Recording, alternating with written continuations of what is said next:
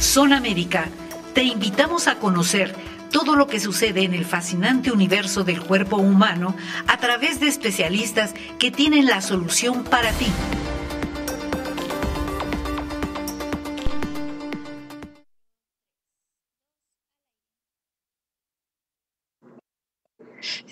Buenas tardes todos, bienvenidos al programa El Universo de tu Cerebro de la sección Zona Médica en promoestereo.com. Este mes de agosto hemos estado hablando del neurodesarrollo y sus trastornos. Información que queremos proporcionar a los papás que tienen niños que nacen con algún problema, que puede ser muy diverso y hemos estado abordando los más frecuentes. Retraso mental o discapacidad intelectual, trastornos del espectro autista y último, el más reciente, fue trastorno por déficit de atención e hiperactividad. Empezamos entonces hablando de lo que es el neurodesarrollo. ¿Qué es lo que debemos esperar que el niño vaya adquiriendo de habilidades gracias a la maduración del cerebro en distintas edades? Y si bien no son edades súper puntuales en las que deban adquirir X o Y habilidad, sí tenemos un rango que fuera de este rango, cuando se retrasa, pues debe llamarla para que se busque ayuda médica y el niño que empieza a tener alguno de estos trastornos pueda ser atendido oportunamente por alguien que pueda hacer un diagnóstico preciso. Entonces, abordamos, como les decía, cuáles son las edades en las que se van adquiriendo habilidades, como por ejemplo el seguimiento visual, la sonrisa social, el sostener la cabeza, sentarse, gatear, ponerse de pie, caminar, adquirir lenguaje, y de esta manera el niño llega a estar preparado con todas estos progresos en su desarrollo para que pueda asistir a la escuela y seguir con un mensaje que le permita desenvolverse más adelante en los distintos grados escolares y todavía más adelante prepararse para tener una ocupación y ser independiente. Entonces vimos que en cuanto a la discapacidad intelectual hay varios grados. Esto va a ocasionar problemas del aprendizaje y pues hay estrategias para mejorar el aprendizaje de algunos de estos niños, sobre todo si son con un cociente intelectual que es cercano a lo normal o un poquito menos, pero aquellos que tienen un retraso bastante avanzado o profundo pues no pueden ayudarse de esta manera y son de custodia, se les puede entrenar para algunas, pero sí significan un serio problema. Luego platicamos de los trastornos del espectro autista y de los mitos que hay alrededor. Quiero nada más enfatizar esto último, porque se ha dicho que ciertos alimentos que ingiera la mamá o que si las vacunas en los niños pueden ocasionar un trastorno de este espectro, que es totalmente falso, pues no deben escucharse porque realmente desorientan muchísimo. El trastorno por déficit de atención e hiperactividad pues es algo muy frecuente. Hablamos de que hay un sobrediagnóstico y lamentablemente también hay un diagnóstico de niños que no tienen el cuadro tan florido y que tienen realmente déficit de atención y muchos problemas escolares y que al no diagnosticarse el trastorno pues no reciben el tratamiento adecuado. Y aquí quiero también enfatizar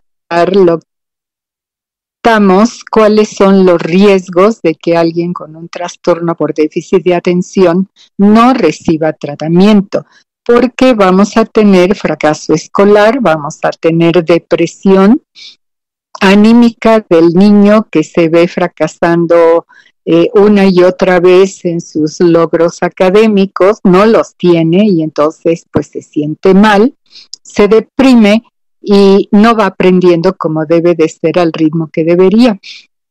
Y cuando llegan a la adolescencia tenemos complicaciones, los niños se vuelven oposicionistas desafiantes y pueden caer fácilmente en drogadicción e incluso ser delincuentes y terminar en la cárcel. Entonces, esto me parece es una de las informaciones más importantes que debemos tener en mente, porque el tratamiento del déficit de atención se ha satanizado y hay muchos papás que se resisten,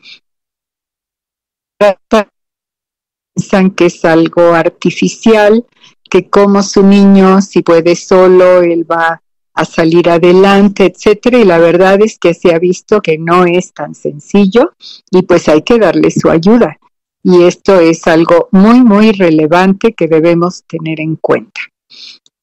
Con estos principales, comentamos en cada uno de ellos cuáles son las estrategias de ayuda que se les pueden dar. Y yo quiero en este último programa de este tema que recapitulemos en cuáles son los tratamientos adecuados para estos niños con trastornos del neurodesarrollo y sobre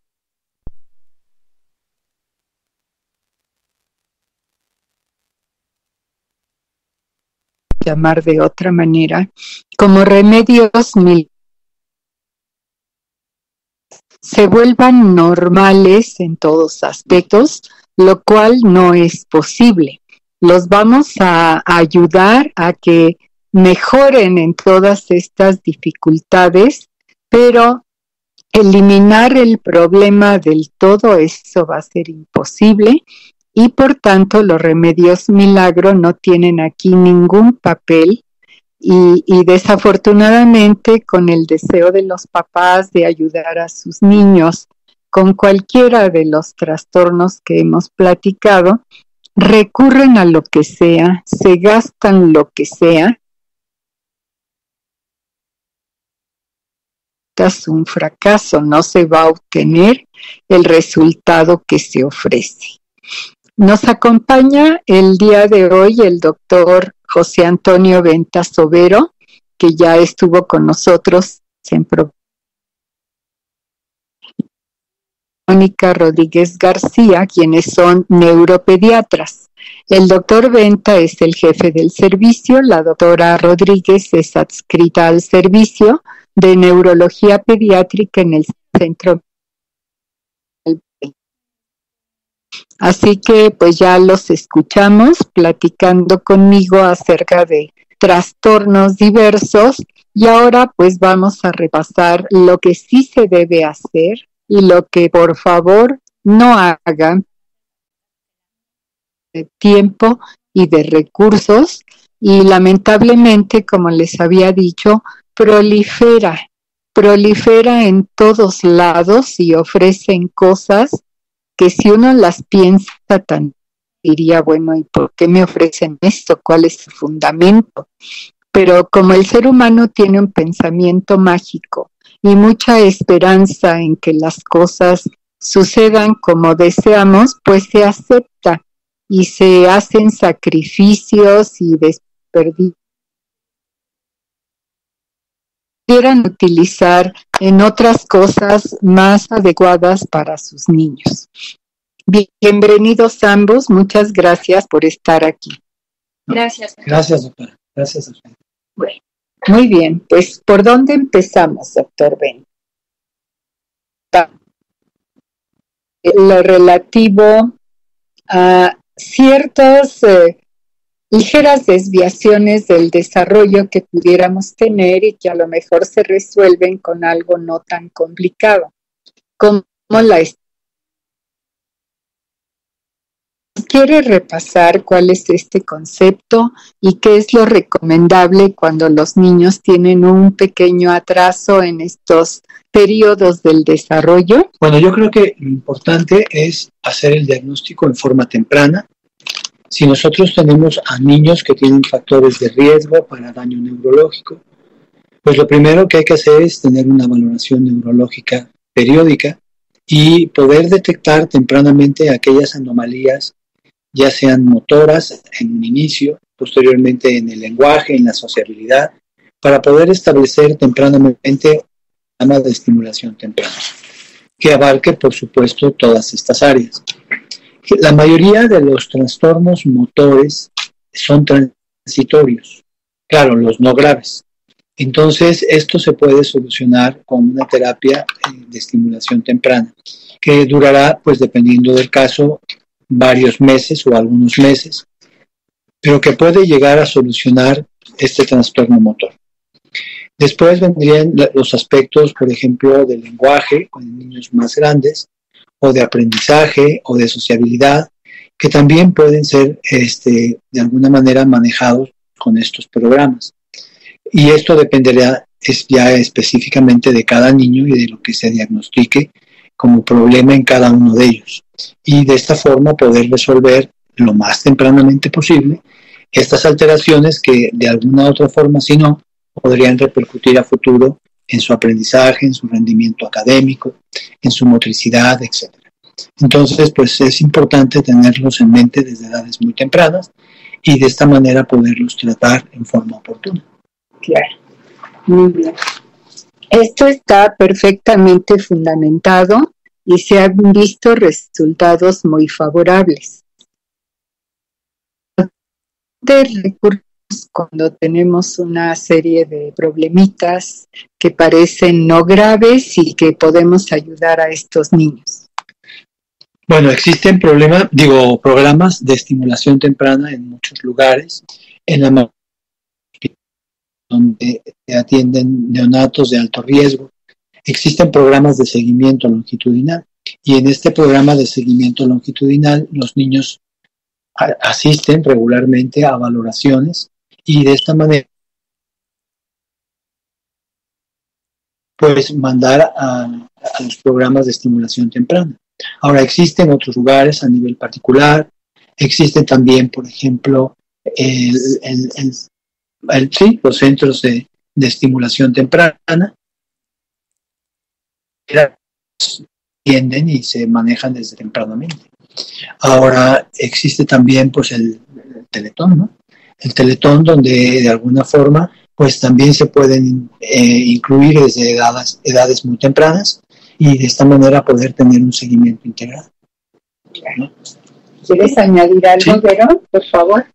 Sí, y también hablando específicamente de quiénes son los especialistas para indicar o iniciar dicho tratamiento, pues sí es importante volver a comentar lo que ya se han dicho en los programas previos, que si una mamá o papá tiene sospecha de que su niño tiene una desviación del desarrollo o que el desarrollo va atrasado o se está estancando, sí es importante que el evaluador sea un médico especialista, ya sea neurólogo pediatra, puede ser rehabilitador pediatra, puede ser incluso a veces hasta psiquiatra, porque suele pasar mucho que, por ejemplo, la maestra en la escuela nota, o en el kinder, nota una alteración en el desarrollo y le recomienda que vaya a un centro, por ejemplo, tipo Gymboree, ¿no? Ve al Gymboree y mételo ahí y déjalo ahí 4 meses, ¿no? Y entonces, reconociendo que si bien son lugares en donde, pues sí, hay muchos juegos, hay muchos tipos de estimulación, no es como tal una terapia, ¿no? O sea, no es un centro de terapia. Entonces, ¿quiénes les van a poder, a dónde se tienen que derivar, tienen que llegar para recibir ese tipo de tratamiento especializado? Bueno, pues son los médicos inicialmente, y que también, ya una vez establecido que a dónde o qué tipo de terapia tienen que iniciar, sí es importante que se inicien con los especialistas adecuados. Es decir, también han tocado mucha experiencia de que las mamás han estado 6 meses llevando a un niño con una nutrióloga que tiene un diplomado en estimulación temprana, ¿no? Y ven que no tienen avances. Entonces, ¿por qué no tienen avances? Bueno, porque no es un médico especialista en realizar ese tipo de intervención, ¿no? Entonces, los terapeutas son licenciados en terapia física y rehabilitación, que pueden tener especialidades en terapia ocupacional, terapia del lenguaje, terapia de integración sensorial, etcétera, ¿no? Y que cada uno de ellos debe de trabajar cierto de la estimulación, que probablemente es muy específico y que no pueda tratar otros aspectos de la estimulación, o que no debe de tratar otros aspectos de la estimulación. ¿Por qué? Porque eso lo único que va a hacer es que va a retrasar el avance y el adecuado inicio de la intervención en el niño que tiene algún problema del desarrollo. Entonces, acudir con quien sí esté autorizado para dar este tipo de intervenciones y no en cualquier lugar. Hay que informarse muy bien primero para que puedan llevar a sus niños y no perder el tiempo en lugares donde no se les da la intervención adecuada. Así es. Muy bien. Esto nos es útil para los niños que tienen una discapacidad intelectual, para los niños que pueden tener alteraciones en el desarrollo del lenguaje. ¿Y qué hacemos? Espectroautista. Algunos podrán ser incluidos en este tipo de terapia o tenemos que recurrir a otras estrategias. Bueno, dentro del espectro autista, yo creo que pues la especialidad en las terapias que estos niños requieren. No cualquier terapia va a ser útil para un niño con trastorno del espectro autista.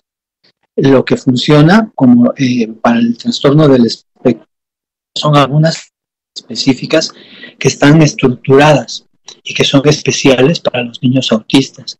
Hay terapias que son conductuales, como el ABAS o como el Denver, que son las que sí funcionan, ¿verdad? Y otras que son modelos educativos, como el TEACH, que es un tratamiento en la que de alguna forma pues se va a trabajar frases cortas, trabajan a través de cartas representativas o materiales educativos concisos que son específicos para estos niños. Los demás tipos de terapias en general no funcionan y es perder el tiempo y perder el recurso económico. Claro. Sí, porque las terapias tienen un costo. Desafortunadamente en las instituciones no contamos con muchas de estas terapias y también mucha gente no tiene siquiera una institución, pero aunque la tuvieran, no tenemos disponibilidad más que de rehabilitación física, que eso sí puede ser de mucha utilidad en casos con los problemas motores de los que hablábamos, pero para lo demás no es tan fácil. En algunas instituciones se tiene rehabilitación del lenguaje y allí también se puede hacer uso de este recurso y no tener un costo adicional, pero para otras sí es necesario buscar ayuda en lugares que están fuera de la institución, pero cuidado con quién van, porque sí deben estar bien entrenados para hacer lo que dicen que pueden hacer. Tenemos que cerciorar cuando queremos recurrir a ellos para no poner a los niños en manos de alguien que no está calificado para realmente ayudar. Bueno, entonces, terapias diversas, algunos de estos problemas. Aquí no hablamos de medicamentos, esto es algo importante, no hay ningún medicamento que mejore la capacidad intelectual. Esto se tiene que lograr a través de estímulos, a través de terapias que ya se mencionaron, a través de escolarizar al niño en el lugar adecuado, etcétera, que ya lo habíamos mencionado. Pero no medicamentos, porque no hay ninguno que nos pueda ayudar. Y solamente en aquellos casos en que los niños junto con la discapacidad tuvieran trastornos de la conducta, allí sí podemos hacer una intervención de medicamentos para modular estos trastornos. ¿Cómo qué es lo que utilizamos y en qué casos? ¿Pero qué quieres decir? Bueno, igual como ya habíamos comentado, en el caso del trastorno por déficit de atención e hiperactividad, a diferencia del trastorno del espectro autista, sí hay medicamentos como los fármacos estimulantes, que son en general derivados de las anfetaminas, el metilfenidato, o los no estimulantes como la tamoxitina, guanfacina, clonidina, que nos ayudan a que de una u otra manera a la autorregulación y a la atención se va actuando en la unión entre dos neuronas. Y entonces, pues esto va a ayudar a que los síntomas de TDAH disminuyan. Sin embargo, tienen que estar acompañados de otros tipos de intervenciones no farmacológicas, ¿no? Como la modificación en el ambiente, probablemente la modificación en el método de enseñanza, la modificación de cómo se realizan las tareas en casa, o incluso cómo se coloca al niño dentro del salón, ¿no? En la posición hasta atrás o enfrente exactamente del pizarrón, lejano de estímulos externos, por ejemplo, lejos de una ventana o lejos de una puerta por donde pase mucha gente. Entonces, todo eso, en este caso, por ejemplo, en trastorno por déficit de atención y hiperactividad, son ambas cosas, ¿no? Sí, el medicamento, que es lo más efectivo hasta ahorita comprobado, y también las intervenciones no farmacológicas, a diferencia del trastorno del espectro autista, que como ya dijo el doctor, sí sirve, pues son las terapias conductuales y que el tratamiento farmacológico solo se va a utilizar para tratar los síntomas asociados al trastorno del espectro autista, pero no como tal del mismo trastorno. Sí, entonces,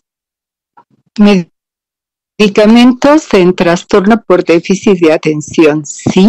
Esto es algo muy importante, se logra un equilibrio bioquímico en el cerebro, la persona que requiere el tratamiento, el niño o niña, va a tener esta restauración de este equilibrio químico y va a mejorar su atención, va a tener un tiempo mayor de prestar atención y por tanto va a rendir en la escuela y va a tener un círculo virtuoso.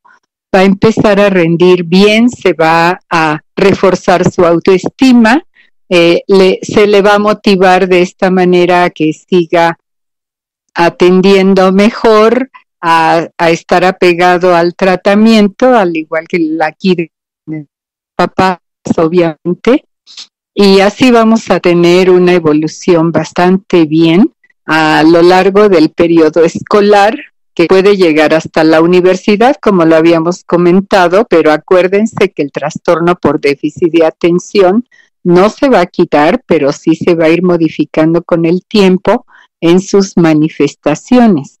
Entonces, un niño que es un torbellino de chiquito porque tiene este trastorno con hiperactividad, no va a ser un adulto que ande como torbellino, pero sí va a ser un adulto que va a tener dificultades para estar metido en un sitio donde la cuestión es muy monótona, y comentábamos también cuando hablamos de esto que hay muchos adultos que eligen bien su ocupación para que a pesar de su trastorno de atención puedan rendir adecuadamente.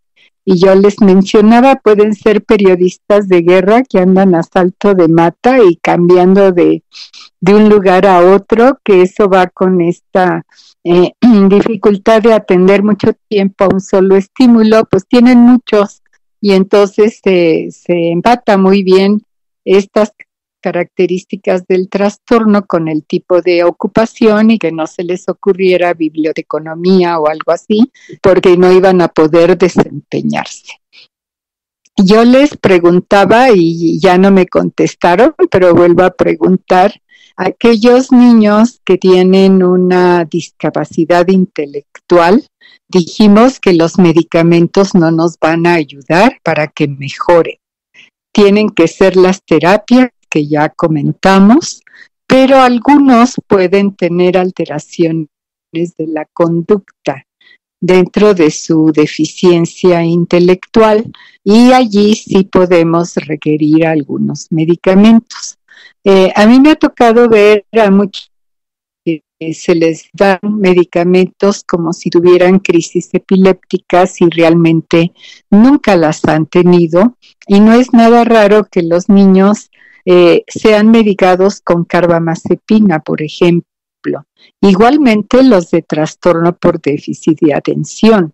Y realmente este medicamento no va a ayudarnos en ninguno de los síntomas que tienen, ya sean los que tienen deficiencia intelectual o los que tienen trastorno por déficit de atención. Van a ayudar si además de ese problema tienen también crisis epilépticas, pero eso es otro asunto. Lo que no es apropiado es que se dé como tratando de modificar estas alteraciones del neurodesarrollo, lo cual no se va a conseguir. Pero cuando sí hay trastornos de conducta, algunos niños se ponen agresivos en ocasiones y pueden autoagredirse y tener agresiones hacia las demás personas. Allí podríamos usar alguna sustancia que module su conducta y de esta manera pues hacer más llevadero su comportamiento, que les permita tener más facilidad para su cuidado. ¿Cómo qué medicamentos podríamos recomendar en este grupo de niños? Bueno, por ejemplo, en el caso de niños con intelectual que tienen conductas aberrantes como de heteroagresión, o sea, agresión a otras personas o autoagresión, en la mayoría de las ocasiones lo que se utilizan son fármacos tipo de la risperidona, aloperidol, quetiapina, que son antipsicóticos, ¿no?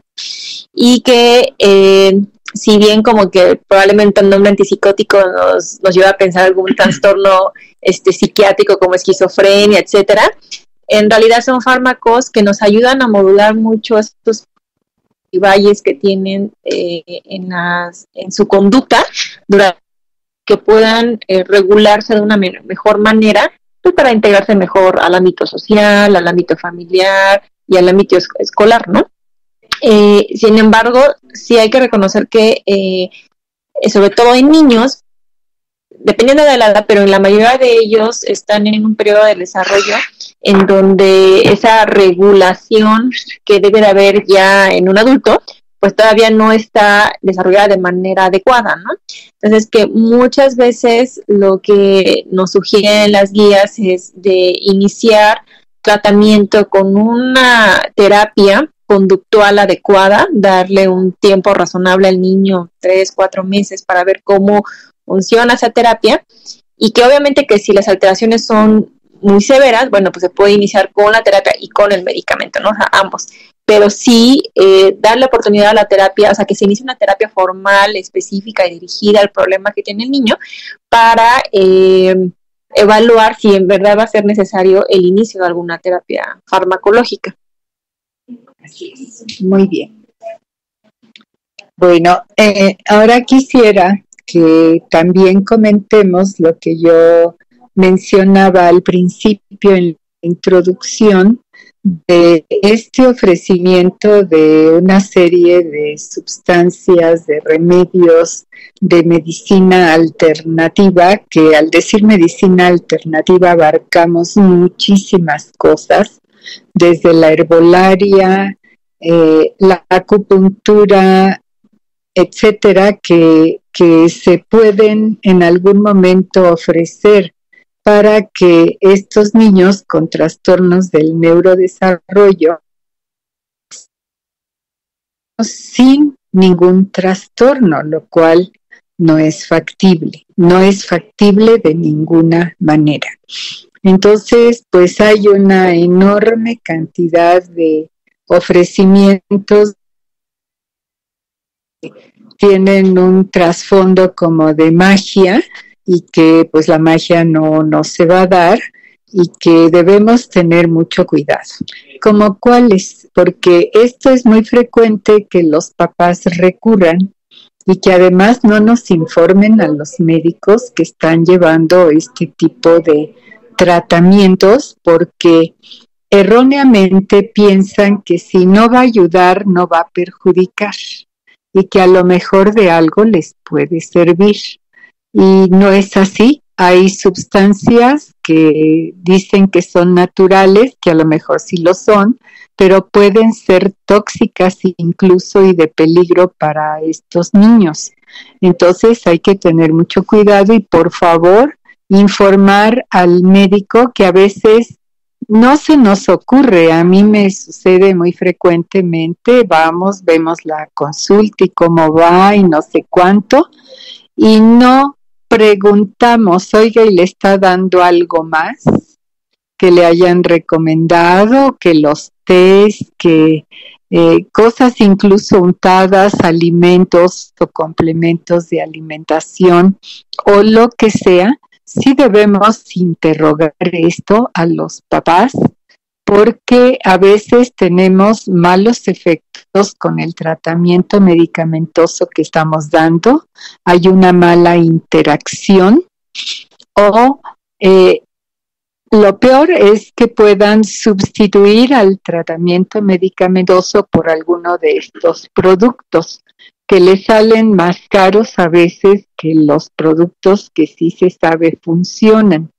Así que pues yo quisiera que nos cuenten anécdotas, que nos cuenten qué es lo que nos platican los papás para tratar de ayudar a sus hijos. Bueno, como su nombre lo indica, estos tratamientos alternativos, pues es una alternativa que muchas veces la familia usa, la desesperación de poder encontrar remedio al problema de su niño. Y tenemos, por ejemplo, la terapia con cristales energizantes, que pues definitivamente no funciona. En otros casos utilizan células madre. Aquí estas, bueno, pueden ser muy variables, pero a largo plazo ni se ha podido concluir que la terapia con células madres pueda ser realmente efectiva, o no ha habido estudios formales respecto al estudio de la aplicación. Lo voy a interrumpir porque debemos acotar cómo es esta terapia de células madre, que está científicamente validada, porque sí la hay, terapia de células madre para algunos procesos de enfermedad ajenos a los trastornos del neurodesarrollo y que tienen que ser llevados a cabo en lugares donde esto se realiza adecuadamente. A lo que yo me refería cuando hablábamos de esto que es inadecuado es que hemos sabido que hay personas que dicen proporcionar células madre cuya fabricación o purificación, o como le quieran llamar, no está correctamente realizada y parece más bien ser un engaño, porque les dan un frasquito para que se tomen algo y les dicen que eso es una terapia con células madre, cuando en los hospitales sí podemos conocer tratamientos con células madre que requieren una elaboración bien complicada, que no es sencilla y que tiene que hacerla alguien especializado, y que desde luego no se da en un frasquito para que se lo tomen en gotas o en cucharadas. Esto es un proceso completamente distinto. No sé si nos quieras explicar así muy general, de manera muy general, cómo es el proceso de obtener células madre para que la gente a la que se la ofrecen pues tenga una idea y no acepte cualquier frasquito o ampolletita que le puedan ofrecer. Bueno, el proceso para la obtención de las células madre, primero que nada tenemos que entender que hay varios tipos de células madre, ¿no? el concepto de una célula madre es aquella célula que puede generar ciertos tipos de células que se encuentran, en este caso, a nivel del sistema nervioso central, y que pudieran sustituir o incluso generar nuevo tejido en el sistema nervioso, que pudiera ser que entonces el funcionamiento que estaba alterado, bueno, pues se vuelva un funcionamiento normal o neurotípico. Sin embargo, los que hemos visto los tratamientos para, como dice la doctora, para diferentes enfermedades en las que sí está aprobado el uso de células, creo que nada, es un proceso que se tiene que hacer en un laboratorio especializado. ¿Okay? La obtención de las células no es nada fácil, por lo cual normalmente son laboratorios pues en donde hay investigadores de muchos tipos que en general han trabajado con células toda su vida. Y por otro lado, además de la obtención, la procuración y la aplicación y también la conservación de las células no es nada fácil. Normalmente, por eso se llevan a cabo en laboratorios pues, de gran tamaño, porque tienen que tener cierto tipo de refrigeración, conservación, y luego para aplicarlo al paciente, pues en general pueden ser, casi todas las terapias pues son de manera intravenosa, ¿no? O sea, no es de que yo me tomo las células madre y luego pasan al torrente sanguíneo y empiezan a hacer su efecto en el sistema nervioso central. Entonces, sí, el proceso de la obtención y aplicación no es nada fácil y definitivamente no se puede hasta ahorita poner en un frasco como para poderlo ofrecer a 300 pesos el frasco y que se lo tomen de manera rutinaria. No es.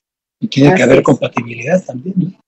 Ah, sí, claro, cuando se utilizan estos procedimientos con trasplante de células madres o aplicación de células madre, tiene que haber un muy cuidadoso estudio del que va a dar y el que va a recibir. También hay células madre que se producen de la misma persona, pero igualmente, que esto se llama autólogo, igualmente tiene que realizarse con alguien que tenga experiencia en esto y en laboratorios muy especializados. Por lo tanto, cualquier procedimiento que ofrezcan con células en la calle, como decimos, en cualquier consultorio o clínica pequeñita, seguramente no está cumpliendo con todos los requisitos para llevar a cabo estos procedimientos y no va a ser de utilidad. Las células madre que se les ha esperanza de que pueden componer muchas cosas, tienen indicaciones y no son para cualquier tipo de problema. Y no es que van a transformar un cerebro dañado en un cerebro nuevo, como mencionó la doctora Rodríguez, porque eso no es posible hacer esa sustitución, ni hacer crecer células sanas en un cerebro que ya ha tenido un daño. Esto lo tienen que tener presente cuando alguien les ofrezca este tipo de procedimientos. Pues en la farmacia, Simi no es en nada de ese tipo de establecimientos o consultorios de la colonia. Y bueno, pues hay alguien muy famoso, bueno, no sé cómo se llama, pero un personaje que ofrece células madre para diversas problemáticas de salud en Puebla. Y la gente va para allá, no los estamos anunciando, pero sí queremos advertir que si les ofrecen esto, se trata de un engaño y no deben atender este tipo de ofrecimientos. Bueno, entonces nos extendimos porque esto de las células madres suena como muy científico, como que muy posiblemente no es, porque no hay indicación y porque el proceso para obtener esas células madre, cuando lo ofrecen así nada más, es que no es correcto y vuelvo a repetir, un engaño. Bueno, ¿qué otras cosas les ofrecen? Habló de los cristales, el magnetismo también se ofrece a ver, háblenos de los probióticos y cosas que tienen que ver con las dietas. ¿Qué hay de cierto que la dieta libre de gluten va a ayudar a estos niños que tienen trastornos diversos? ¿Y cómo? Solo los celíacos. Solo los que tienen intolerancia al gluten van a tener utilidad con dieta libre de gluten. Y bueno,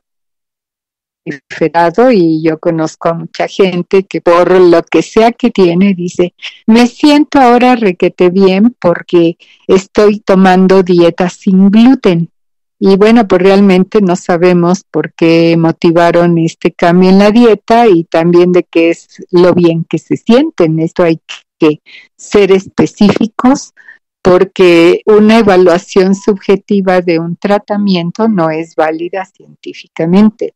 Y hay que tener evidencias, hay que tener demostraciones de que las cosas realmente están modificando algo. Y no nada más así de que me siento muy bien, pues sí, porque ponemos la fe en este tipo de cosas y nada más porque está la fe allí, a lo mejor hay un sentimiento de bienestar, pero realmente no se está obteniendo ninguna modificación del motivo por el cual se está dando X o Y tratamiento. Entonces, ¿qué más? A ver, háblenos de estas modificaciones dietéticas y de los probióticos que estuvieron muy de moda hace mucho, están de moda y que donde quiera los venden y que todo el mundo se los toma, ¿verdad? Y que no necesariamente les van a ser de utilidad. Bueno, existen muchas dietas que están diseñadas para manejo de los autistas, en teoría, o para los niños con déficit de atención. Hay dietas en las cuales prácticamente modifican totalmente la dieta, sobre todo de productos animales, y les dan, por ejemplo, pan de papa, les dan calcio de coral. Claro, todos estos medicamentos, todos estos alimentos los venden estas mismas compañías que promueven este tipo de alimentación, caras. Y además, su teoría es que de alguna forma los niños han recibido desde etapas muy tempranas antibióticos de diferentes espectros y que esto ha modificado la flora intestinal y que por tal manera, pues al alterar la flora intestinal requieren de dietas específicas. Y la otra termina con la quelación, esperando que la causa de estas alteraciones sean fundamentalmente el mercurio y el plomo. Y llegan a la quelación cuando en realidad esto pues no tiene ningún fundamento científico. ¿Qué es la quelación? La quelación es extraer del cuerpo aquellos minerales, ¿verdad?, que de alguna forma pudieran crear estas enfermedades, especialmente esto fue muy socorrido en el autismo y fueron niños que pues llegaron a la quelación, que se hace a través de diferentes medicamentos y que tratan de extraer sobre todo el plomo y el mercurio, pensando que el mercurio en especial fue una de las causas que pudieran mencionarse como causa del autismo y que sabemos en la actualidad que no tiene ningún fundamento en relación a las vacunas y que nunca han tenido relación en realidad con el autismo. Entonces, bueno, pues son terapias alternativas que han costado un dineral a la gente que las ha empleado y que no tienen ningún fundamento científico. Entonces, bueno, son tratamientos alternativos, no dudo que a alguien le haya ido muy bien, pero eso fue probablemente producto de la casualidad y no del tratamiento como tal.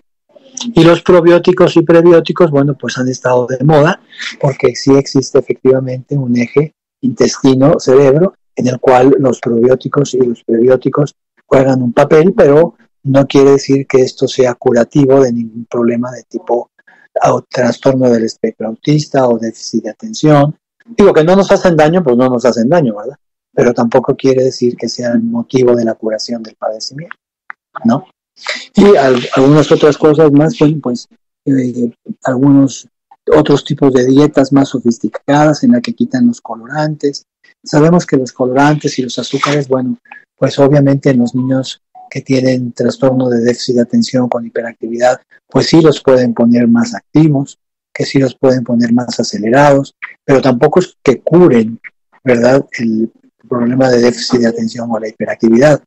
La hiperactividad alrededor de los 11 años tiende a desaparecer por sí sola, aunque el que es disperso va a ser disperso desde que nace hasta que se muere. O sea, no son problemas, o trastornos que se curen, sino que se modifican a través de las terapias específicas.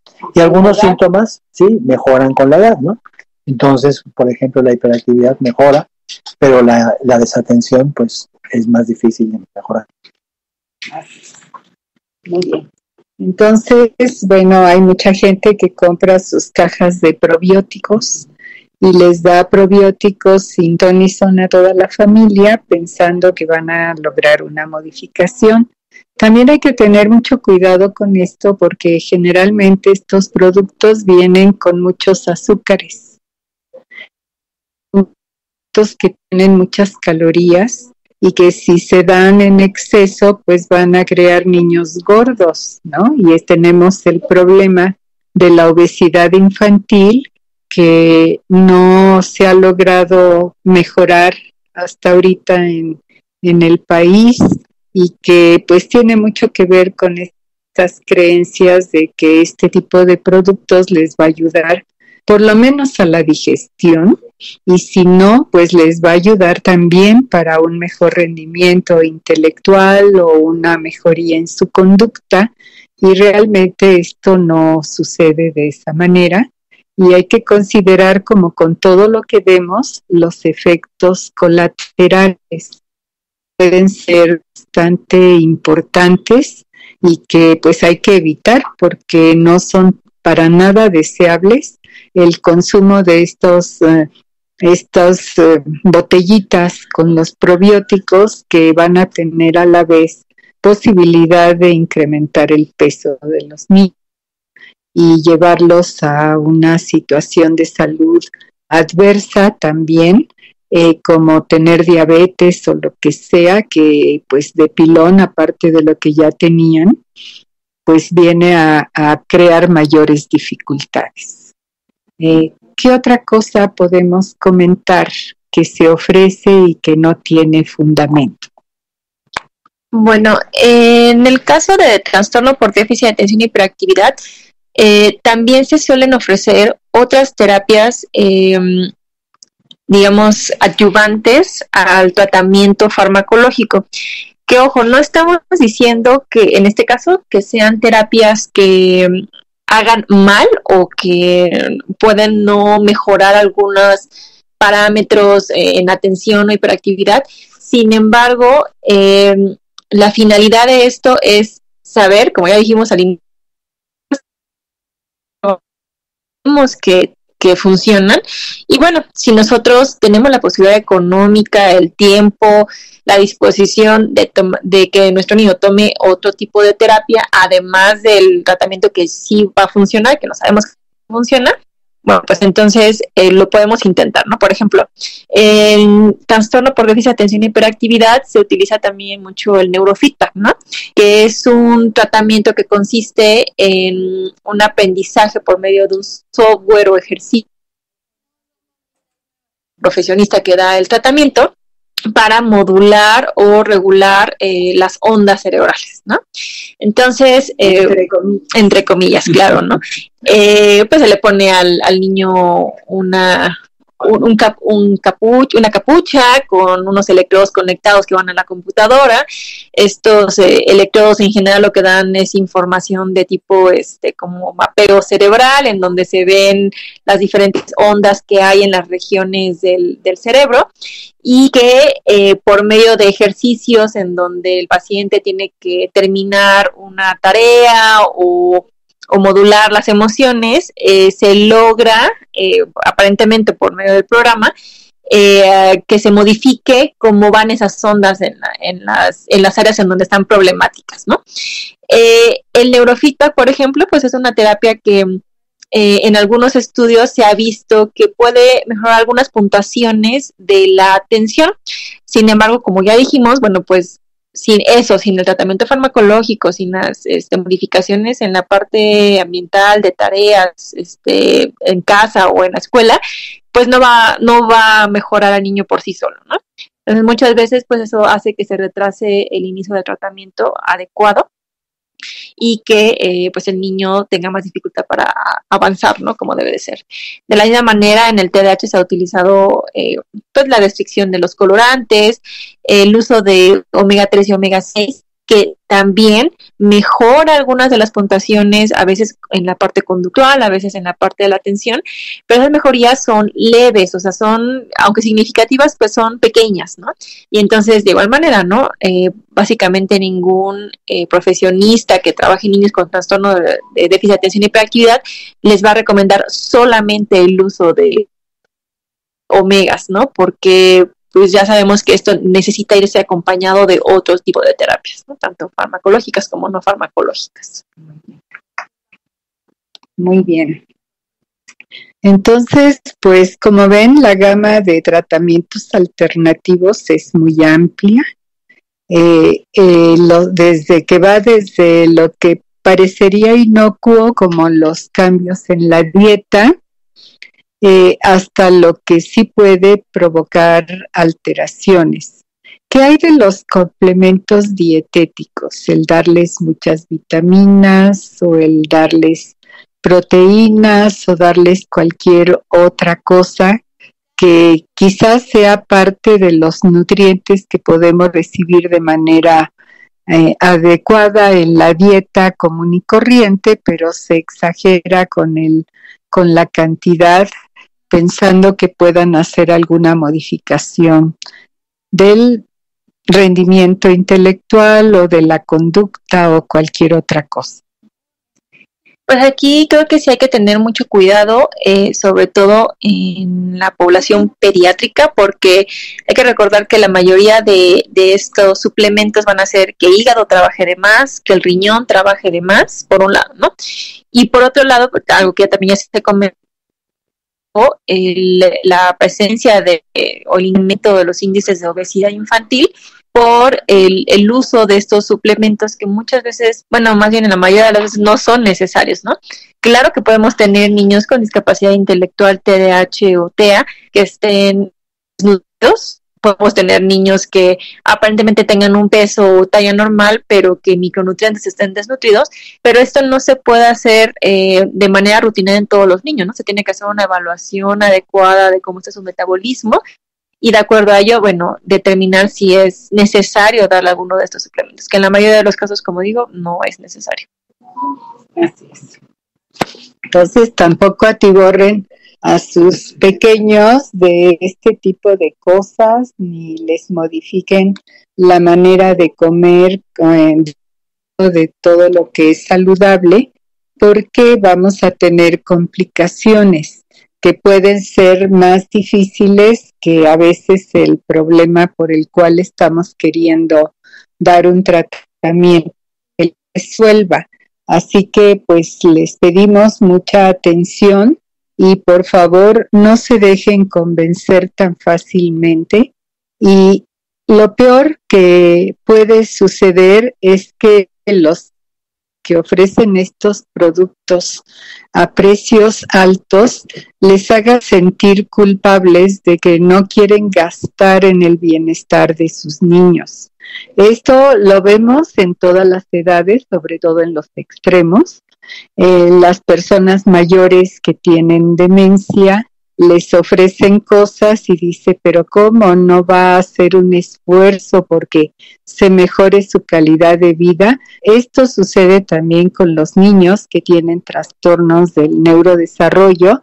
Les dicen, pues sí, mi terapia cuesta tanto, pero yo creo que su hijo vale la pena, que esfuerzo por curarlo, usando una expresión que es muy aventurada, porque esto no se cura, se va a modular, se va a controlar, se van a obtener las mejores cosas de las habilidades que los niños conservan, pero no se van a curar de este tipo de trastornos y no se sientan culpables por no dilapidar su dinero en aras de un bienestar que no se va a obtener. Esto es muy, muy importante que lo recuerden y que mucha gente hace uso de este tipo de frases para convencer. Entonces, pues este sería nuestro último mensaje. Quisiera un comentario final del doctor Benta y de la doctora Rodríguez para despedir. Pues que hay que tener mucho cuidado con los productos milagro, que sirve para todo, habitualmente no sirve para nada, pero cuesta mucho dinero. Entonces en eso pues se gastan recursos muy importantes que podrían ser empleados en terapias que verdaderamente sabemos que está comprobado que funciona. Entonces pues todos podemos creer en un milagro o quisiéramos creer en un milagro, pero hay que tener mucho cuidado con este tipo de productos. En general no sirven para nada, excepto pues para dejarnos un poco más pobres. Así que hay que tener cuidado con ellos y ser muy cuidadoso. No quiere decir que no le puedan dar vitaminas a sus niños o algunas proteínas, en los casos en los que específicamente lo requieran, o igualmente con los omegas, tampoco les va a hacer daño si le dan una cantidad adecuada, pero no son cosas que resuelvan de fondo la problemática de la que acabamos de hablar. Bueno, y también, además de la pérdida de dinero en muchas de esas terapias, lo más importante creo que es la pérdida de tiempo en la adecuada atención de los niños. Hay que recordar que así como en muchas otras enfermedades neurológicas, en los niños el tiempo también es cerebro, y hay una etapa en la que después de cierta edad puede ser que las intervenciones que hagamos en los niños ya no sean tan beneficiosas como si se hubieran hecho previamente en una etapa más temprana. Entonces, bueno, pues también eso es importante considerar antes de nosotros invertir el tiempo, tanto de nosotros, los cuidadores, como de nuestros niños, de iniciar una terapia. Muy bien. Bueno, pues muchísimas gracias a ambos por sus conocimientos que nos han compartido. A todos ustedes, muchas gracias por su atención. Y el tiempo se nos ha terminado, así que nos despedimos, invitándolos a continuar con nosotros para otros temas. Hasta luego.